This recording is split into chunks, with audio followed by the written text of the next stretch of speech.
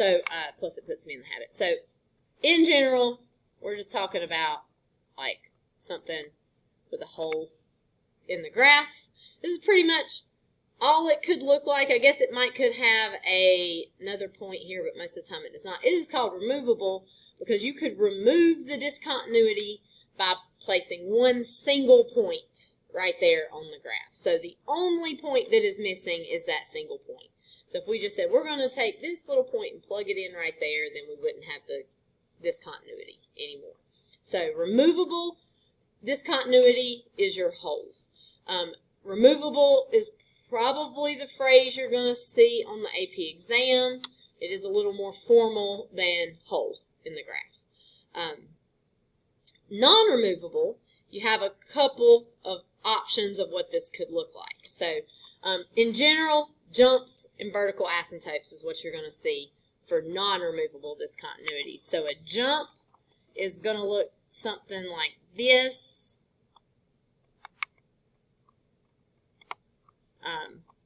Something of this sort. Graphs could look anyway, but you are at one value and you jump up to another one. As far as the closed open circles here, it could really be almost anything. The only thing you're not going to see is both of these being closed circles, because if both of them are closed circles, is it a function anymore? No, because it does not pass that vertical line test. So they could both be open. We could switch which one's open and closed. It wouldn't matter there.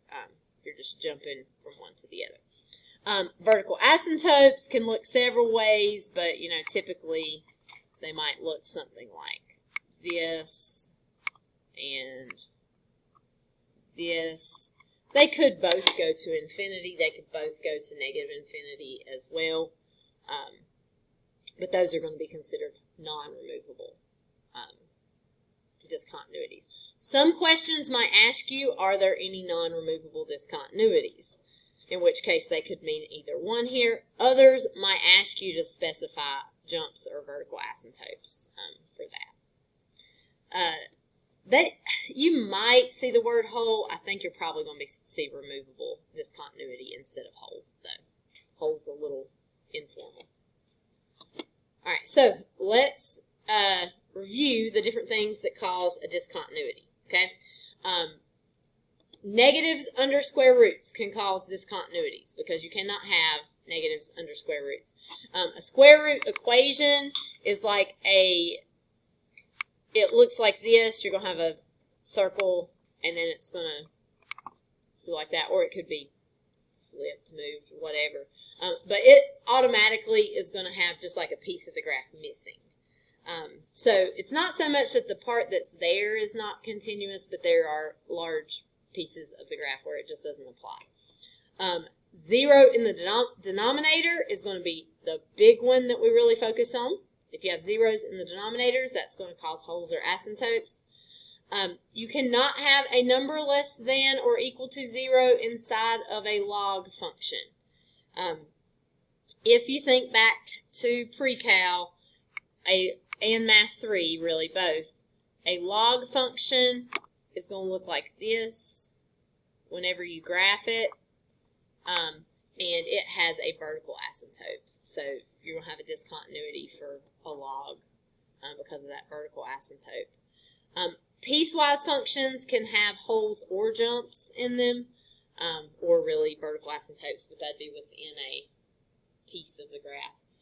And there are some trig functions, particularly your tangent, cotangent, secant, and cosecant, that are going to have vertical asymptotes as well. Okay, so the big ones that we looked at a lot in pre-cal were rational functions and holes and asymptotes. So what do we do to know where our discontinuities are and whether or not they're holes or vertical asymptotes? We need to factor. So if we factor this, the numerator can just stay the same. Ooh, what do we do with that in the bottom? I would pull out the 2 first, so that would be x squared plus x minus 6. And that makes it easier to factor into 2 binomials after that. So you'll have x and x, and you'll have plus 3 minus 2. There. Now, discontinuities only come from the denominator. Okay, they only come from the denominator. So anything that makes the denominator 0 is going to be a discontinuity. So x equals negative 3 is a discontinuity. X equals 2 is a discontinuity. Okay, that's because if we plug negative 3 right here, we'll get a 0. If we plug in 2 here, we'll get a 0. What about this 2 that's just kind of out front? It is not the vertical asymptote. It's not just 0. In this case, it just doesn't matter. Because is 2 ever going to be 0? No. Now, if you have what you might be thinking of, if you have an x next to it, you got to set that piece equal to 0 too. And then it would just be 0 if there was an x there with it. But if it's just a number, you just kind of disregard it because it is not going to make you have a 0 in the bottom there. Now, one of these is going to be a whole. One of them is going to be a vertical asymptote. Which one is the whole? Oh, the whole negative 3. Sorry. Xander is very excited about this. No, but you are exactly right. The whole is a negative 3 because if it cancels, that's the whole, right? And then our vertical asymptote is at 2. That's what I was thinking with the 2, because I remember it being like what was left over, but I forgot that it had to be like, something with an x. Yeah, it has to have an x with it. So this 2 right here just ends up kind of like it doesn't really matter. It's this 2 over here that we're getting the vertical asymptote from. A discontinuity is anywhere you'd have to pick up your pencil if you were tracing it. So whenever this cancels out right here, it's a whole. So it's wherever, like it would give you a 0 in the denominator and it cancels. So that'll be a whole. If it's in the bottom but it does not cancel, that's your vertical asymptote. So what is the vertical asymptote? Yes, vertical. Both of them are discontinuity. So these are both discontinuities.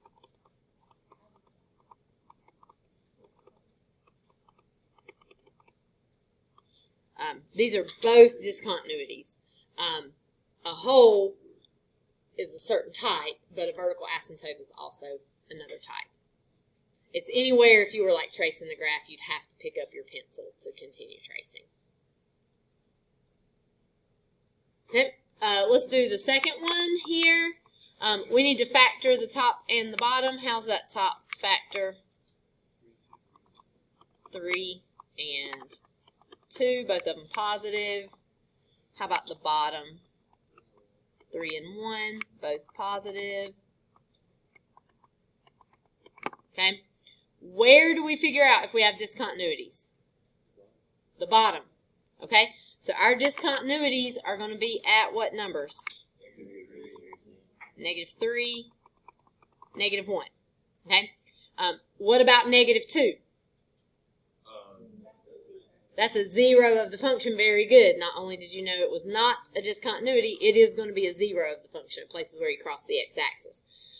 But for discontinuities, we don't need to talk about that. The only reason we even needed to factor the top was to see if anything canceled to let us know that there is a whole. So, Ethan, which one is going to be the whole? The negative 3 is the whole. And our negative 1 is our vertical asymptote because that 3, of course, would cancel.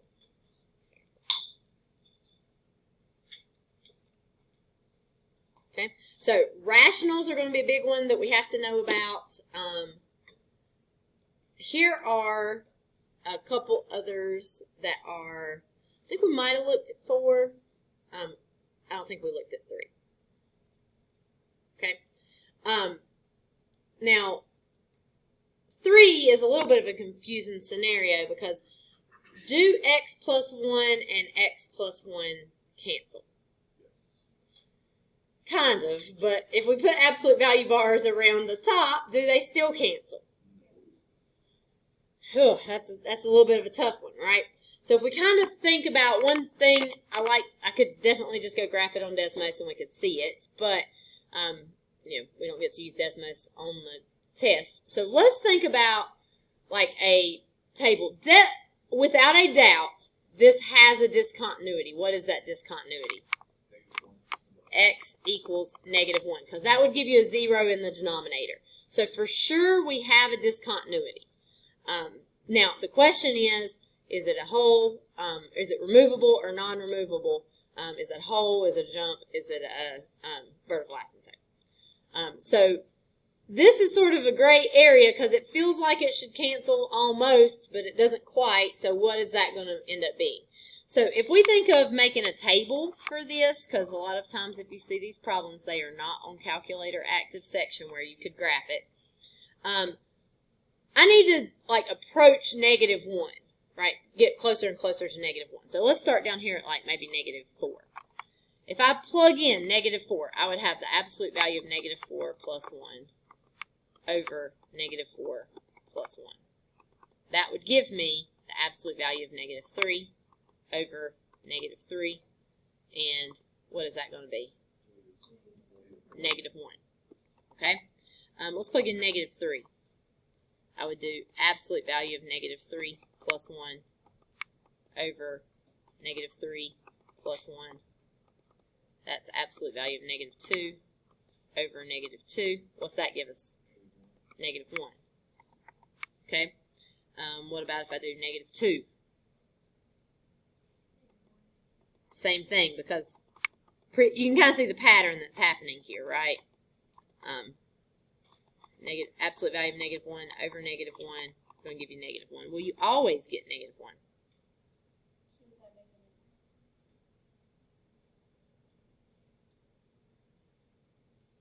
We always get -1 here. Okay?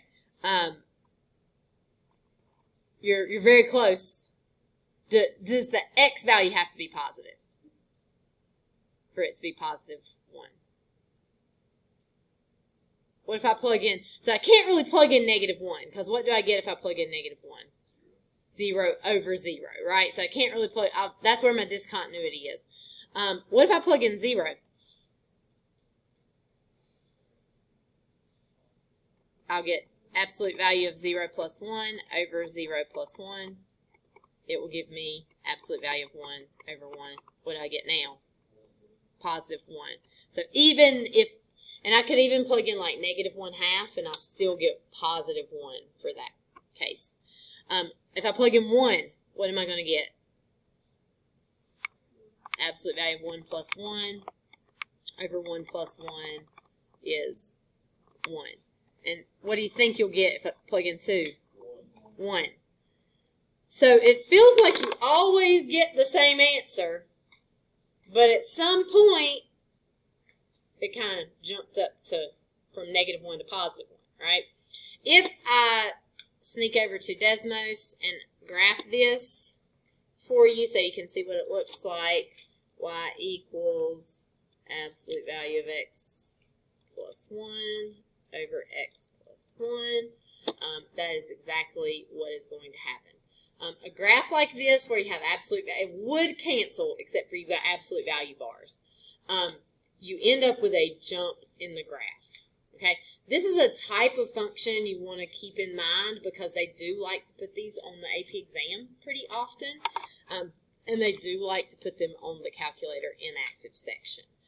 So the best thing to do is kind of recognize that if you have absolute value, if everything would cancel except for the absolute value, this is going to happen pretty much every time. So this is actually a jump in the graph that you're going to see happen. So that would be, which is a I guess it did ask, removable.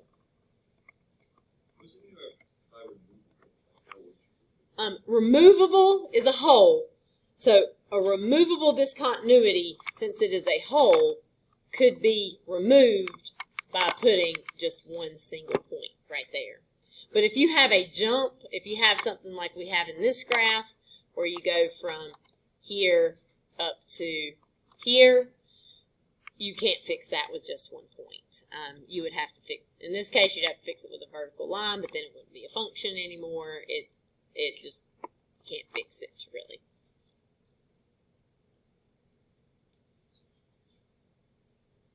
Okay. I think we did do some of this. We definitely did composition of functions, and we definitely talked about domains. Some of them just can't remember if we did it together. If I've got f of g of x, what does it mean I'm doing? Very good. So g gets plugged into the f of x equation. Okay? So I've got 1 over x squared plus 3 plus 2. And if I want to simplify that a little bit, it'll be 1 over x squared plus 5. So I've got a denominator here. It's definitely not going to be a whole because it's not going to cancel with anything in the numerator. I've got the denominator. What would make that denominator 0? Yeah, make that denominator 0.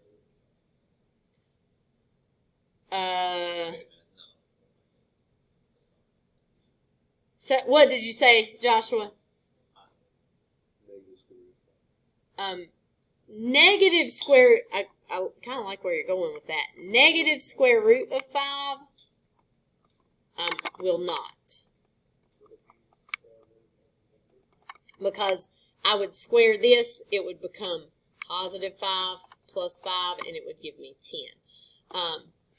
And Tyler is saying, what about square root of negative 5? Would that give me 0?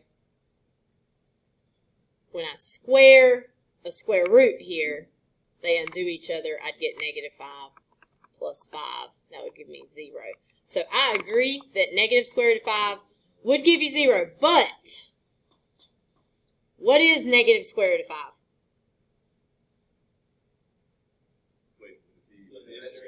It is an imaginary number. Do imaginary numbers show up on a graph? They do not. So while it would give you a 0 in the denominator, it wouldn't even show up on the graph anyway because it's not a real number, right?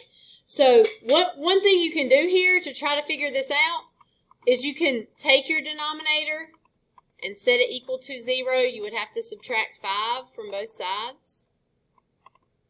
And so x squared would equal negative 5. You would have to square root both sides. But at that point, you would recognize that that is imaginary.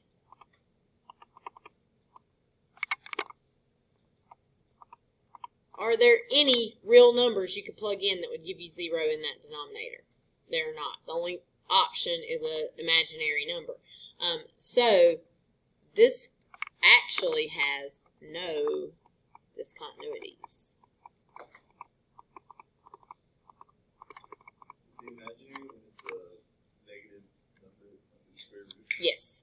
Yeah. Negatives under the square root is what's going to give you imaginary numbers. Okay, we okay there? So we have to be on the lookout for that. The last part we're going to look at is piecewise functions.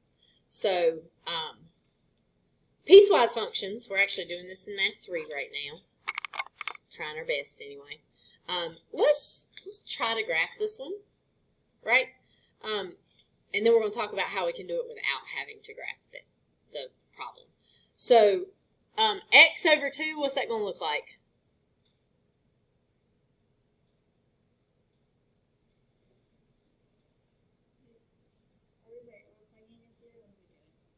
Oh, we want to graph it. What's x over 2 look like when you try to graph it? They've made this look very complicated. What if I wrote it this way? Is that the same? Because if I want to put it back together, I could put that over 1. I could multiply straight across. It would give me x on the top. It would give me 2 on the bottom, right? So x divided by 2 is the same as 1/2 x. What is 1/2 x? What does it look like if you graph it? a diagonal line, right? And so y-intercept would be 0. You would have a slope of 1/2. I'm going to graph the whole line right now. Now, if you're not using a pencil, you might not want to do the whole line because we're going to have to erase some of this. I'm going to graph this whole line. But I'm not supposed to use this whole line. What piece of this graph am I supposed to use? Anything bigger than negative. No, anything smaller. Anything smaller than -5. So if I kind of think right here, 1, 2, 3, 4, 5. Right here's -5. If I kind of like make myself a dotted vertical line, this is not part of your graph. This is just sort of like a cut line. I only need the things that fall below -5. So I need to erase the stuff above -5. Should I use an open circle or a closed circle right there at the end of this? Open, and that is because I do not have an or equal to sign with my -5.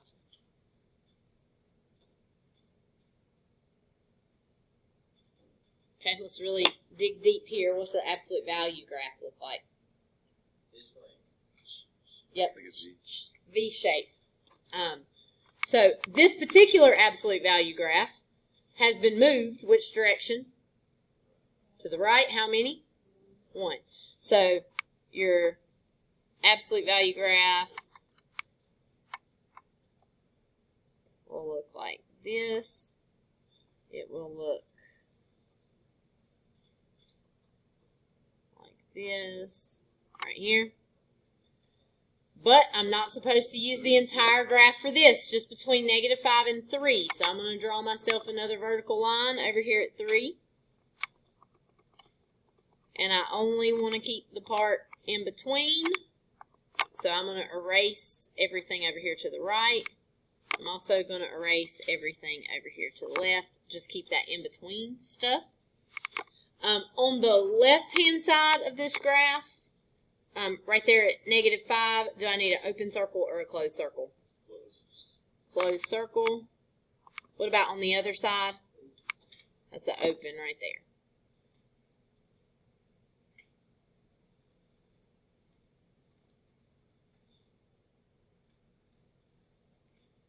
Okay. Square root of x plus 1 might be one that you're less familiar with graphing.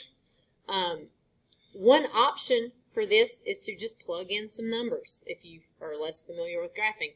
We only need it for x is greater than 3. If we plug in 3, what are we going to get? We will get 2. So we need the point 3, 2. Now notice that is right here where we already had a hole. Can it be 3 since it's Oh, thank you.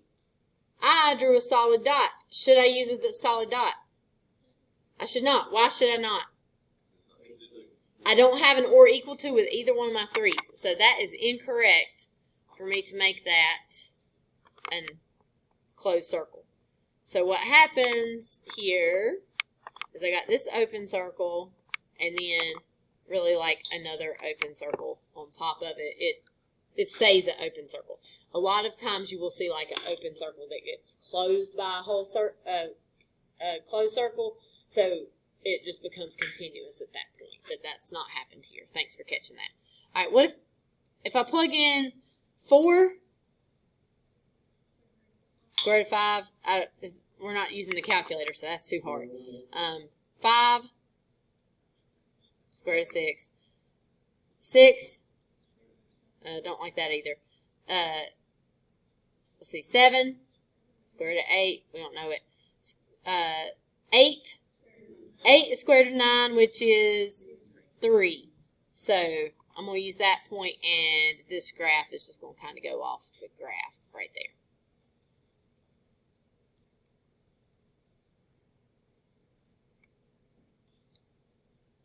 So if we look at our answers for this, we've got 2 discontinuities. Where does one of them happen at? Okay, at x equals -5, what type of discontinuity do we have? It's a jump. You got to think about from both sides. From both sides, okay? So while you do have a hole from the left side, from the right side, you definitely have a jump there. So the jump is like, if you have a non-removable, that sort of trumps the removable there. Like if you, we saw this in pre-cal, if we had a hole and a vertical asymptote at the same place, it was a vertical asymptote, because it sort of trumps the hole there. Our other one is at x equals 3. What do we have there? That one is a hole. And I guess this is non-removable. And this one is removable. We have to know, like, do we know the difference between those? Or we just really need to know how to figure it out? You'll need to know if they're removable or non-removable for that. They'll use that language there. Okay. Let's see. All right, I put this one in here. They don't usually do this to us on the AP exam, but your textbook does do this to us. So I'm going to do this problem with these absolute value things here. I don't like it, but I'm going to do it because your textbook does it to you on a few problems. And who knows, you might see it in college one day and be glad that we looked at it. So when I see absolute value of x is less than 1, when you do absolute value equations in Math 3, you should learn that that's an and problem. And so you would write it like this. X is less than 1 and x is greater than -1. Kind of remember doing something like that for absolute values. I know it was a long time ago. Really long time ago for some of you. And so if you're thinking about numbers that are less than +1, like if we're thinking about a number line here, we got 1 and -1. They're less than +1, but they're also greater than -1. We're talking about the numbers between -1 and 1. So really, instead of writing it this way, I could write this as -1 less than x less than 1, which is what I would prefer to do. This, when you have a greater than sign, it's x is greater than or equal to 1, or x is less than or equal to -1. Now, on the number line there, those two things are separate. Greater than 1 or less than -1, they're separate. So what I would do for this problem, and probably the way you'd see it written in the first place on any like AP questions, is I would rewrite this way. F of x equals. I would put x is less than or equal to -1 first. I'd put the numbers -1 less than x less than 1 in the middle, and I'd put x is greater than or equal to 1 at the end, because usually you're going to see piecewise functions written with the furthest left is going to go first. The middle will be in the middle function. The furthest right will be on the right-hand side. So for x is less than -1, that's just x goes there. For the numbers between -1 and 1, that's this cosine of pi x over 2. And then you also have that x over here.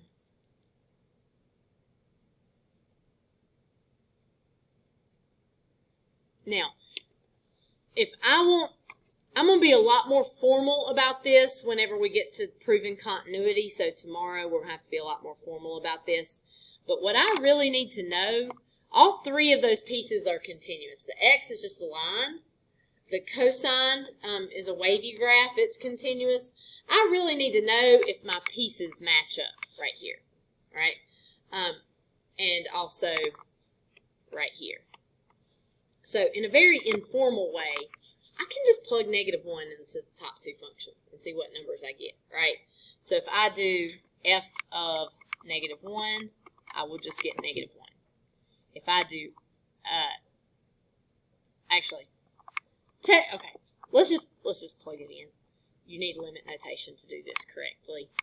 formally, and we're going to do that tomorrow, but I don't want to worry about it right now. If I plug in -1 into cosine of pi times -1 over 2, that would be cosine of -pi over 2. Oh boy, that's some unit circle stuff right there. So where is -pi over 2? Not 11 pi over 6. It would be the same as 3 pi over 2 right here. Coordinates of that point are 0, -1. What is cosine of -pi over 2? It is 0. So if I get -1 here when I plug in -1, but I get 0 here when I plug in -1, what do I have happening there? That's a jump. So at x equals -1, I have a jump. There's one part of my answer. Okay. Where else do I need to check?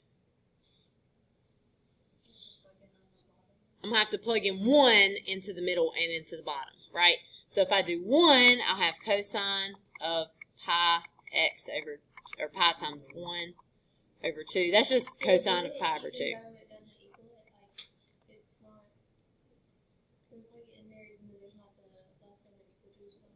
Yes, for checking this, to really do it formally, we need to use limit notation, like we're approaching from the left, approaching from the right. We will do that tomorrow when we have to prove stuff. Today, we're just plugging it in to check.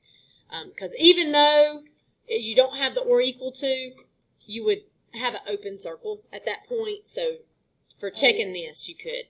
And so the coordinates here are 0, 1. What's cosine of pi over 2? 0. What do I get if I plug in right here? I just get 1. Do I have a discontinuity there? Yes. So x would equal, at x equals 1, I also have a jump. Right there. For that. I'm not going to do the last one. It's way too complicated on the things I've so that phone out. Now, we could have done example 5 without graphing it. I could have plugged in -5 here. So like, and you can pack up as you're watching. I could plug in -5 here. That'd be -5 over 2. And if I plug in -5 here, absolute value of -5 minus 1 does not equal -5 over 2. That tells me there's a discontinuity. If you're getting two separate numbers, it's a jump. All right. I could plug in 3 here. Absolute value of 3 minus 1 is going to give me 2. If I plug in 3 here, square root of 3 plus 1 also gives me 2. So if I have that, the only reason I have a hole is because both of them are open circles. So I would have a hole. If one of them was not an open circle, then I wouldn't have a discontinuity at all there. It'd still be continuous. Okay? So your assignment is going to be, let me look at it. It's on Canvas. Let me just go there. That'll be the easiest way. I mean, it's from your textbook, but it's posted on Canvas. So, and let me make sure I don't need to take any of these off. I think I took them off last year because I didn't want you to have to do those complicated ones, but sometimes I don't. All right, so 27, 37 on page 96. We're on 37 through 55. Odd.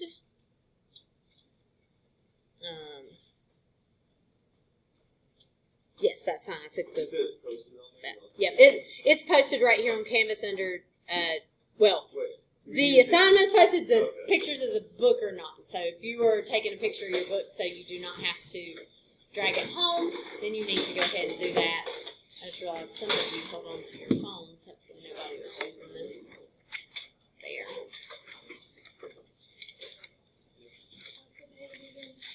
90. It's going to be 96 and 97. Is what you're going to need. And those are the odd problems. So you can go ahead and take a picture of the back of the book, too, because you can check all the answers for that. I'm not going to call out answers tomorrow. Yeah, 37 through 55, odd. Yep, only the odds.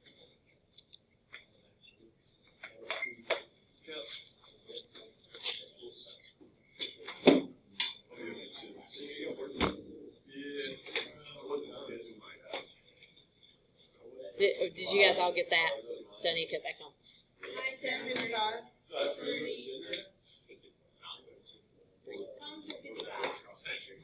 37 through 55.